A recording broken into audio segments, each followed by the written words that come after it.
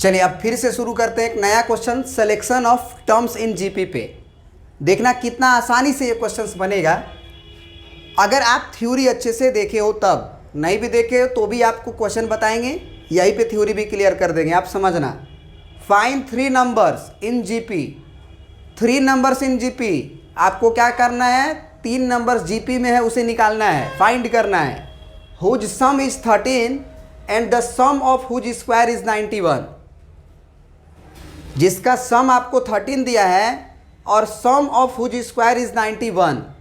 तो सबसे पहले अगर 3 टर्म्स आपको जीपी में मानना है तो कैसे मानेंगे, लेट 3 टर्म्स इन जीपी। क्या होगा, सबसे बीच में ए होता है, उसके पहले वाला ए बाई आर मान लो और उसके बाद वाला ए आर मान लो। आर से मल्टीप्लाई, आर से डिवाइड। 3 टर्म्स, 5 टर्म्स, 7 टर्म्स में यही काम होता है। अब अकॉर्डिंग टू क्वेश्चन क्या हुआ कि ए बाई आर प्लस ए और प्लस ए आर, इसका वैल्यू हमको क्या दिया हुआ है, 13 दिया हुआ है। दिया हुआ है क्या,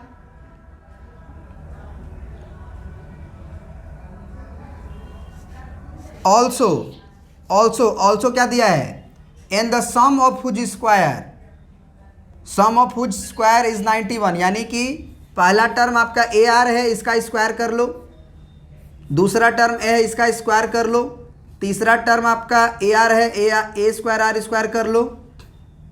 तो इसका वैल्यू भी कितना दिया हुआ है आपको, 91। बात समझ में आया। अब हम लोग क्या करें कि हमारा वैल्यूज निकले, जरा सोचिए इस पे, सोचिए। देखिए यहाँ के बाद अगर तुम सॉल्व करने बैठ जाओगे तो दिक्कत होगा। यहाँ के बाद याद रखना कि ये ए स्क्वायर आर स्क्वायर है, ए स्क्वायर है, ए स्क्वायर आर स्क्वायर है। मतलब तीनों, ये जो ए है, बी है, सी है मान के चलो, तो ए पे भी स्क्वायर है, बी पे भी स्क्वायर है और सी पे भी स्क्वायर है। तो कोई ऐसा फार्मूला है जिसमें ए स्क्वायर, बी स्क्वायर, सी स्क्वायर यूज होता है, याद करो। कोई ऐसा फार्मूला है?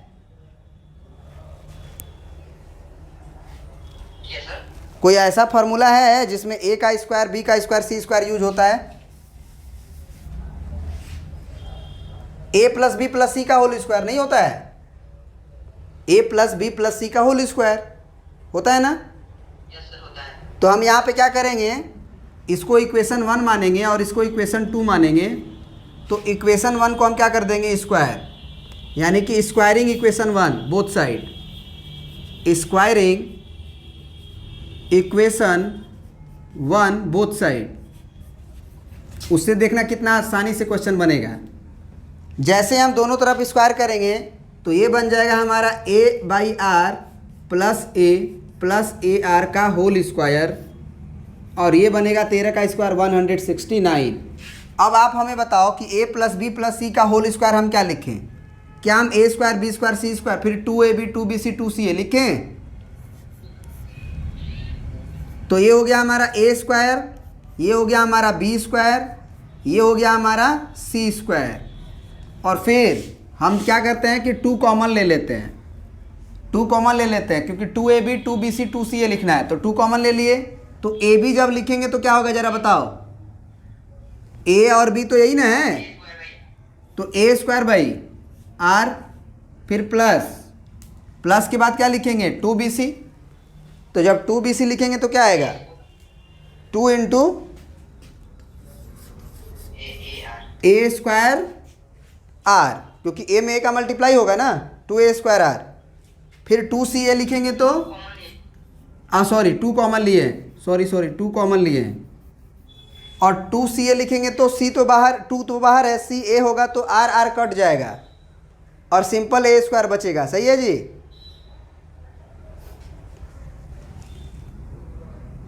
सिंपल तुम्हारा ए का स्क्वायर बचेगा और इसका वैल्यू कितना हो जाएगा हमारा 169।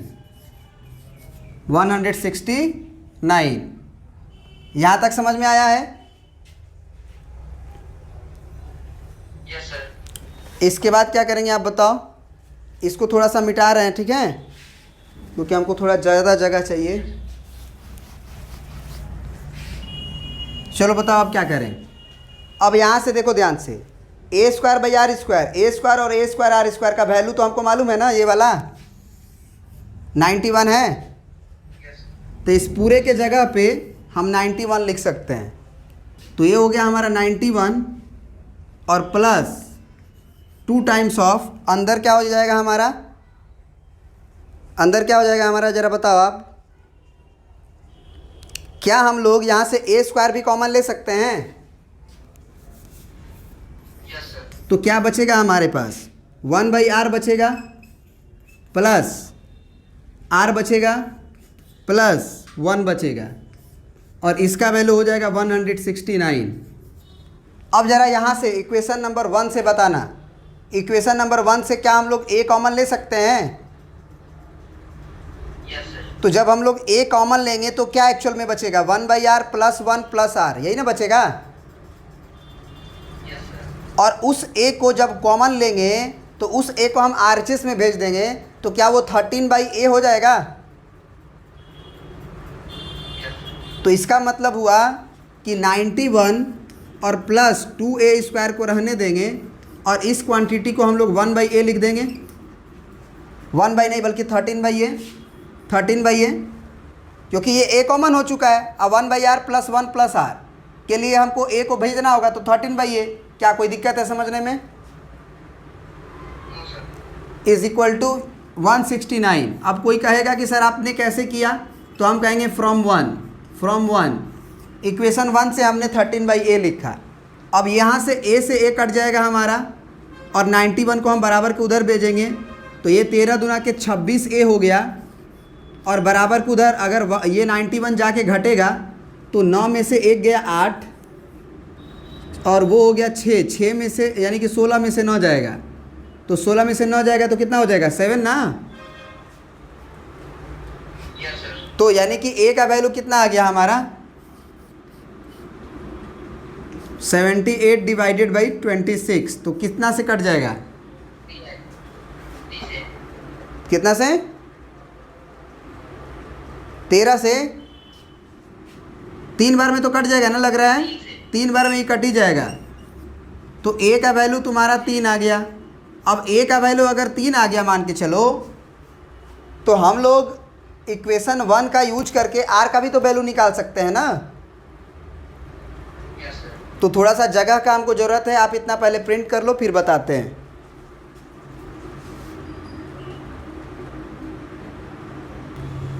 चलिए, तो अब इसके आगे देखिए क्या है। इसके आगे हम लोग क्या किए थे, यहाँ पे याद करिए, हम लोग ए कॉमन लिए थे, याद है ना। तो 1 बाई आर प्लस, या एक काम करो, ए का वैल्यू रख दो, कोई दिक्कत नहीं, ए का वैल्यू 3 आया है ना, रख दो। 3 बाई आर प्लस 3 और प्लस 3r, इसका वैल्यू 13 है। अब हम लोग एलसीएम ले लेंगे, तो एलसीएम में हमारा r आएगा, यहाँ से 3 प्लस यहाँ से 3r और यहाँ से 3r स्क्वायर, इसका वैल्यू हमारा 13 हो जाएगा। उधर भेज देते हैं, मल्टीप्लाई कर देते हैं, तो इधर क्या बचेगा, 3r स्क्वायर प्लस 3। एक और बात बताओ कि ये 13r उधर होगा और फिर इधर खींचोगे तो माइनस 13r होगा, और प्लस 3r में से वो घटेगा, क्योंकि वो 13r बराबर किधर ही बेसिकली खींचने वाले हो, तो वो माइनस का 13r इधर आएगा और प्लस का 3r, तो माइनस का 10r लिख दो और प्लस में 3 लिख दो, और बराबर के उधर बचा 0। क्या दिक्कत है समझने में? अब ये 3 3 जा 9 हुआ ना, तो 10 के लिए हम 9 और 1 ले सकते हैं, तो ये 3r स्क्वायर माइनस 9r और minus r plus 3 equal to 0 कर लेंगे। समझ में आया बात? अब यहाँ के बाद हम क्या करेंगे कि 3 कॉमन लेंगे इसमें से। तो अगर ऊपर में से हम 3 कॉमन ले लिए 3r, तो क्या बचा हमारे पास, r बचा और माइनस 3 3 जा 9 बचा। फिर -1 कॉमन ले लो, तो ये r माइनस 3 बचेगा, तो यहाँ से आपका 3r माइनस 1 हुआ और r माइनस 3 हुआ, तो यहाँ से r का वैल्यू हमारा 1/3 हुआ और r का वैल्यू हमारा 3 हुआ। समझ में आया क्या? Yes sir. तो आर का जब वैल्यू आ गया तो जो 3 टर्म सेलेक्ट किए थे उसका वैल्यूज अब लिख देंगे। वो वैल्यू क्या क्या था याद करो।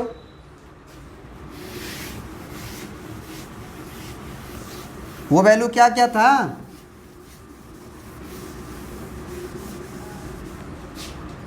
तो 3 को आर का 2 को वैल्यू आया याद रहे तो लिखोगे when a is equal to 3 आया है और आर का वैल्यू 1/3 मान लो पहला केस में, तो तुम्हारा जो टर्म्स है 3 टर्म्स वो क्या होगा? 3 टर्म्स क्या माने हो?